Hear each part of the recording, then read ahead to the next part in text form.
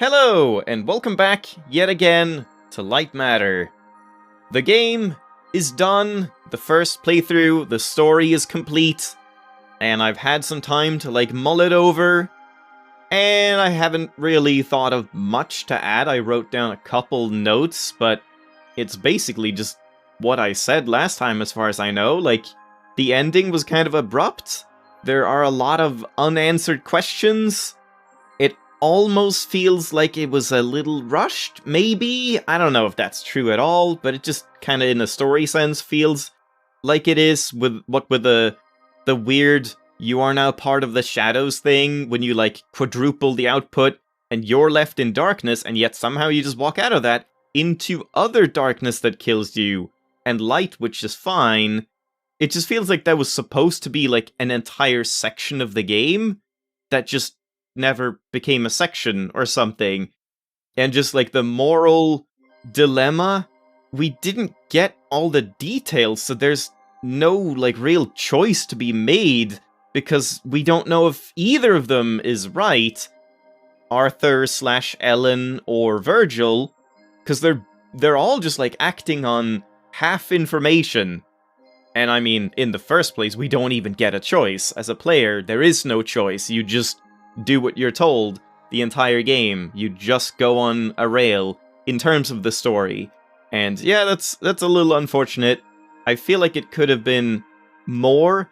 Then again, I mean, Portal is a very on-rails game too, and that's clearly what they were going for, so it's not really oh, that's shit. It's just, I kinda wish it wasn't that, because I feel like there was an interesting moral question here, or moral dilemma, and there were things to explore, and there could have been different solutions or different resolutions to it, which would have made it a lot more interesting as a story, because as it is, I find that the game's story overall was alright, especially the middle parts I thought were interesting. As soon as you start finding the tapes, and from then on, when you're you don't know what's actually going on here, and you're slowly piecing together, who's right, who's wrong, or, well, not really, but, you start doing that.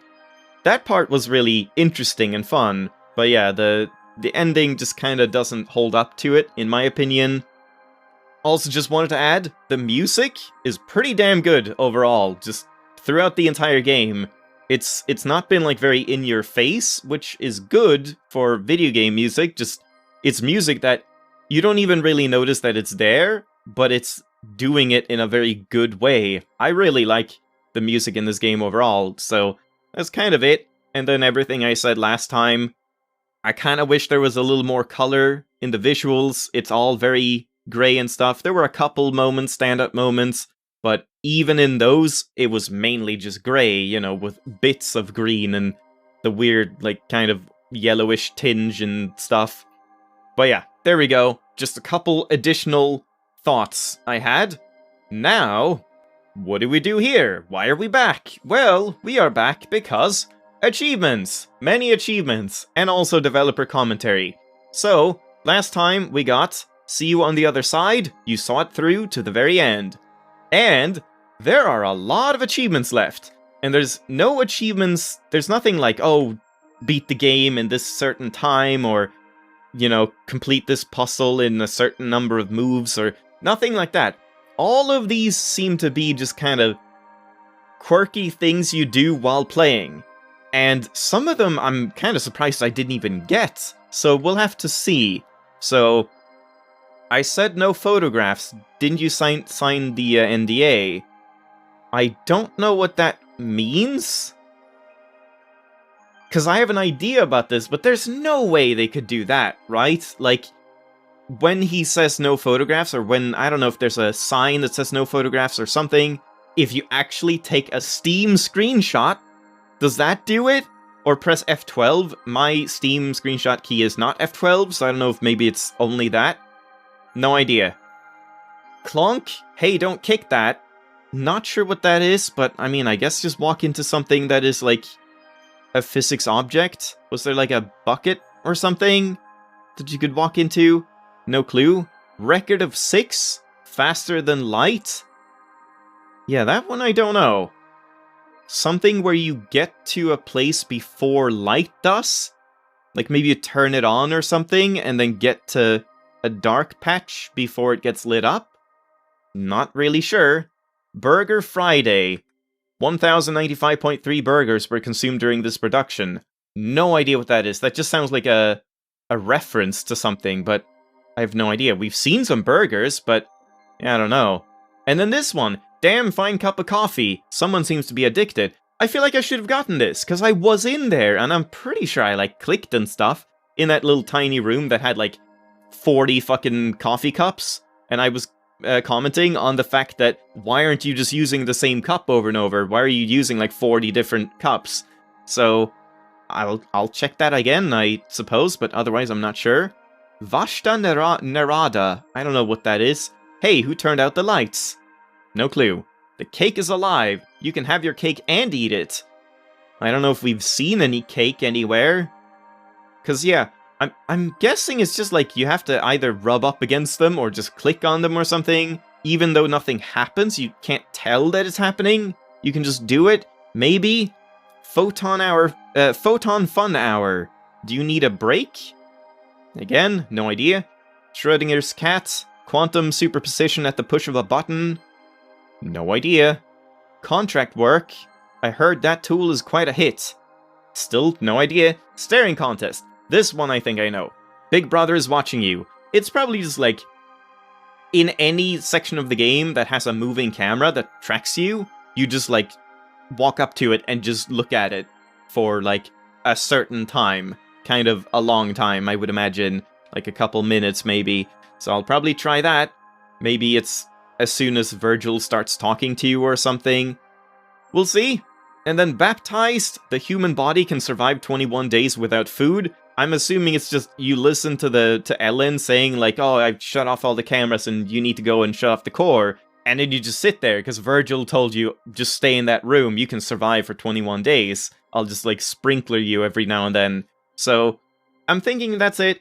Again, a lot of these are just like things that you randomly seem to do. It's not like a secret area and it's not anything like that. It's just, yeah, strange things that I guess you just like click on, maybe. We'll have to see. But I think I will play through the game one more time, trying to keep some of these in mind. I don't know if I can keep all of them in mind, unfortunately, but I'll play through it again, and we'll do that with developer commentary on. Hopefully that has like subtitles. I kind of imagine it doesn't, but we'll see. And after I do that, after I've beaten the game again, if I still need achievements, I'll probably just start looking them up or something. So, there we go. Long intro. But let's get into this. Let's start by doing... Okay, so Extras now has audio player, I noticed. So now we can listen to voiceovers. Attention. Evacuation in progress. Final tram leaving in 2. So that's kind of cool. Unfortunately, it doesn't loop around. You can't go to the last one, and you can't, like, hold it down or anything. I really think that should be a thing. You can't even, like... You can press enter, I guess. That might be easier, I don't know. But yeah, this could be better if you could just hold it down or something, or... I don't know, I feel like this UI could use a do-over a little bit. How did you get all the way over there? Well, impressive. Yeah, there you go, and it's just eating. And we have music as well, you can play whatever music you want, and the music was good. Not sure which one this is. But if I back out, it goes back to the title screen music. Okay. Yep. So now, turn on developer commentary, and then make sure in audio... Oh, that was like 0 before. It just turned itself on, I suppose. So yeah, that should be maxed. I'm gonna lower the voice volume by a lot then, and probably like these as well, just so the developer commentary will be by far the loudest thing, because I want to actually hear it. So let's do that. And was there anything else I wanted to do? Like with maybe I should like increase the settings here? I don't know. Nah. I think I'm fine with how it looks right now. I think the game looks good as I have it. So, question now is, what happens when I hit continue? Because I don't have a save to continue. I'm assuming it'll just put me, like, at the last checkpoint before the end, but let's see.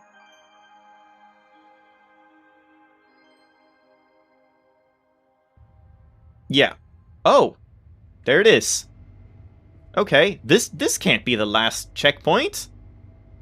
Wait, I didn't, like, load a different backup or anything? I think this is the save right after I beat the game. I mean, I guess it must be, because I had the audio player, so I'll just go back to the title, I suppose. Yeah, that's kind of strange. I would have thought there would be more checkpoints past that point. I guess I could test out the baptized achievement right away if I wanted to, but no, let's go back to level 1 and just start it all over again.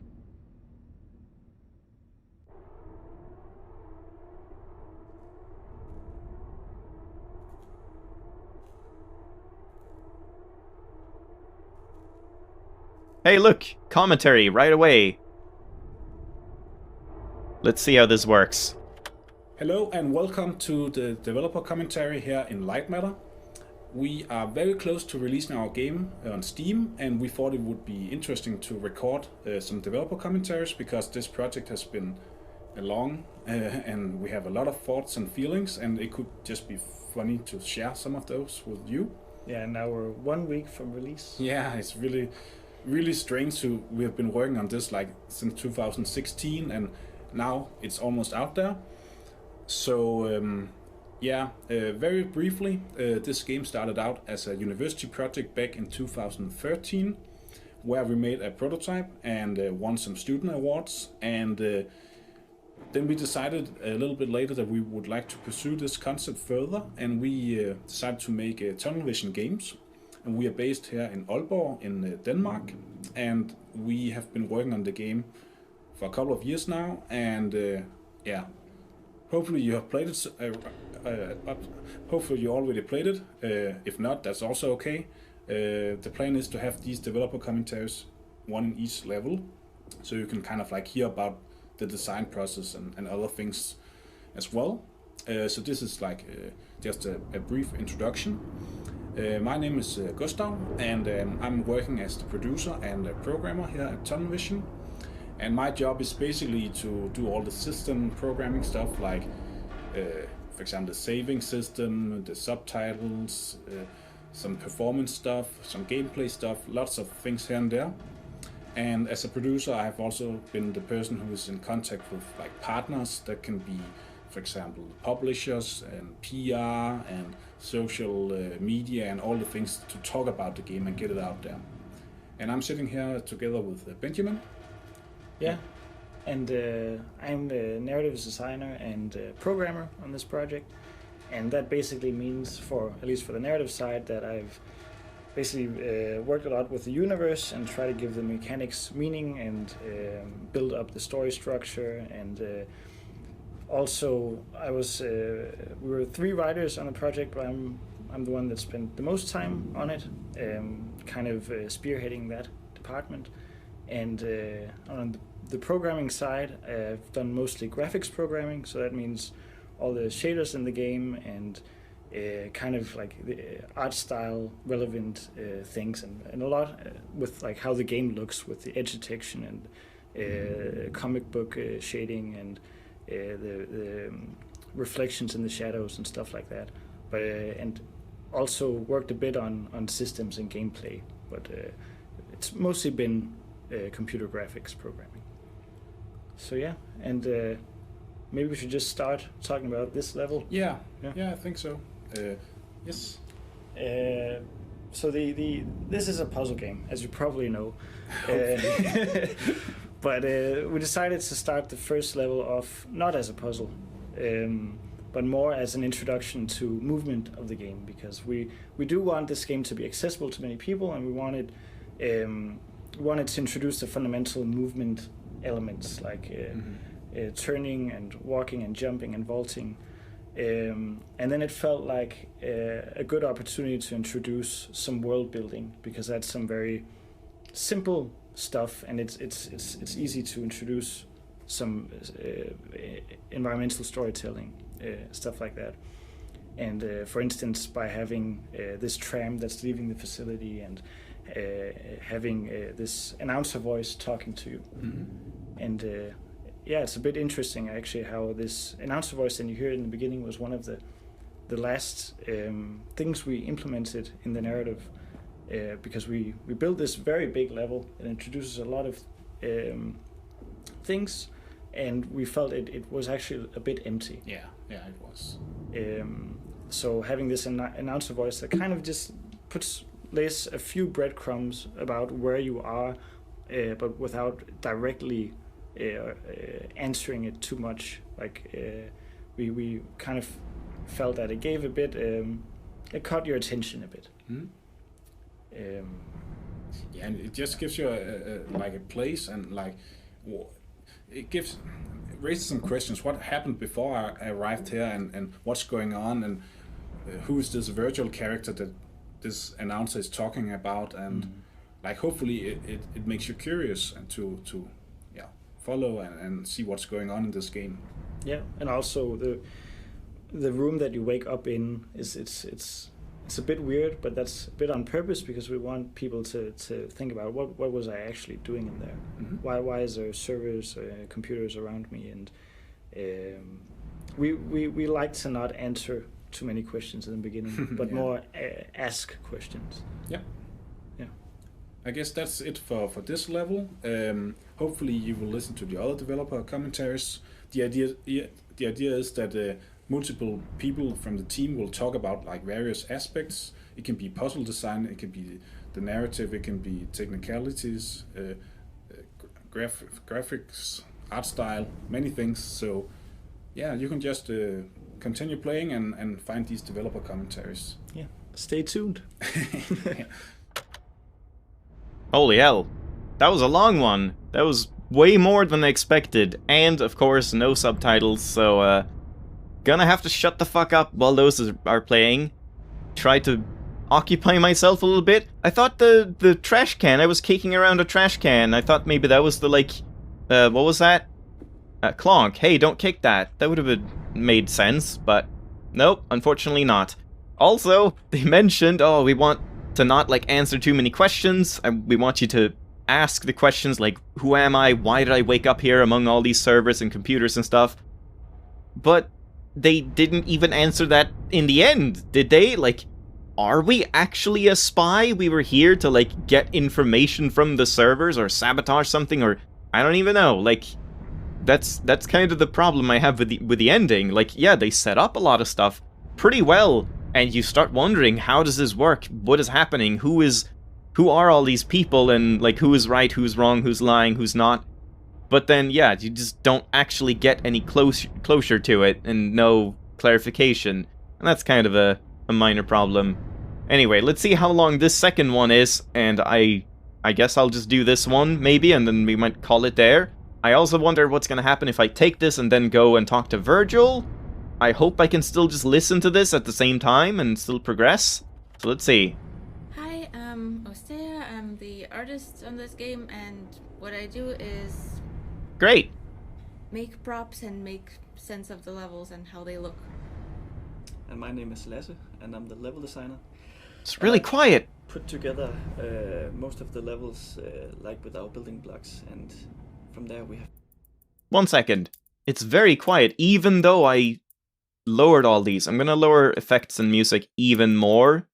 I mean, I guess voice doesn't even matter then. I can have that higher because it cuts out when the developer commentary is on. So, there we go.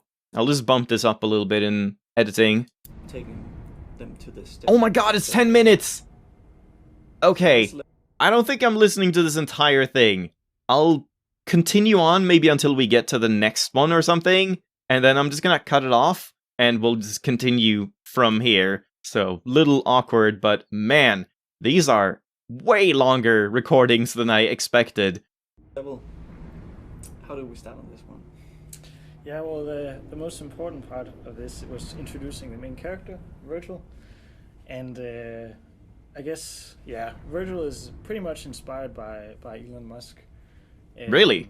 And one of his main purposes is also to add some humor to the game, because very early on in the development, this game kind of looks like a horror game, we realized. So it was really important for us to get some jokes in there, which where the most of the humor comes out of him insulting you and other people. And I guess that's very natural for our company, because that's the way we talk to each other. Yeah, that's done a lot here. And to build up a bit on the game not looking scary, it was quite a challenging thing to pull off, because there's a lot of darkness, and it's a lab in most cases, so it's very easy to drift into a scary evil lab stereotype. And completely empty as well. No other people. Yeah, really. No people. Everybody looks dead, maybe. Yeah. So that was quite a challenge, and I had to work quite a lot with shape language and not making too many dark and pointy things that look malicious and absolutely evil, as in machinery that's meant to dissect or something like that. So that was quite something, and I worked quite a bit on making it look like humans actually stayed there and it was okay, like an hour ago. Yes. Yeah, and although we are very inspired by Portal, obviously, from like Cave Johnson and Gladys and all that, we try to deviate a bit from it by not having a disembodied character, like showing Virgil up front that he's a human. That's why the primary focus of the beginning of this level is that you see his silhouette right in front of you. Yeah. And we wanted to also, the other purpose is to kind of sync up with him, that you notice him, that you have like a slight interaction with him, that he comments things you do, such as walking through a door or opening a door, and that's primarily based on that in other games that works pretty well, that you just get to sync up with the character that's talking to you. And it's very step by step, this level as well, because we wanted to kind of keep the player in one place and actually listening to Virgil as he speaks, to get that connection, so they don't run off and do something else, because it is in the beginning of the level, so of course there's interesting stuff to look at, but we wanted them to sync up completely with Virgil, so we have like small fish tanks that we lock the player in and restrict the play area that they have. And then of course we have the interaction between Virgil and the player, where they cooperate in opening the security door so that the player can proceed. And Virgil hints towards the shadows being dangerous, but kinda, what does he say? He says, it's dark in there, you might trip. Like to kind of such an obvious lie. Yeah, and closes the door right in your face. And then of course he opens the gates into the core, which illuminates the path that you need to take afterwards towards the elevator. And it was always the plan that, oh shit, how's this gonna work? Before we had Virgil in this level, it was always the plan to have the core shown in the beginning of the level. Maybe I shouldn't have gone in here. Since it's, as you find out during the game, that it's the main reason for the shadows being dangerous. So you have to. I still feel like the effects are too loud during this. Interact with it somehow throughout the game, and it was fun for us to Are they even affected by this at all? Up front. Nope. And also, why? Why are they just overriding this completely? That's weird. Your sound sliders seem to be broken. Strange. The core shaking, bursting, emitting these shockwaves, also is kind of a convenience for us. It's first and foremost showing that it's unstable, like something went wrong. You already got that right from the first level, the previous level. But it also helps in us explaining how or why so many like bridges and walls have fallen apart throughout the level to, from a strict puzzle perspective, restrict the player to. We use the broken apart, like broken bridges and walls fallen apart and things like that to explain so much geometry that otherwise would make zero sense. Yeah. And it is like Okay, I'm gonna cut it off right there, and we'll leave it off here for this episode, and I'll continue on just standing here, listening, and then we'll listen to the next one as I progress a bit more. The problem now is, since I can't hear the voiceovers, I can't tell when he says no photographs. Because, I mean, would he say that now, or would he say that when he figures out that, or thinks that I'm a journalist, or... I'm not really sure, but I guess that's not going to be something I can do on this playthrough, so I might just have to, look that up. So, I don't know, we'll see, but for now, thank you for watching, hope you enjoyed the episode, and we'll continue on with more developer commentary, and basically me just shutting up and just staying quiet for most of these, I imagine. Not much of a let's play at this point, but I'm actually curious. I want to listen to this. Arguably, I should just have done it on my own time. I didn't think it would be this extensive and taking up 100% of the playtime as you go through when you're listening to the developer commentary. But I don't know, maybe that'll change, maybe not. Bye-bye!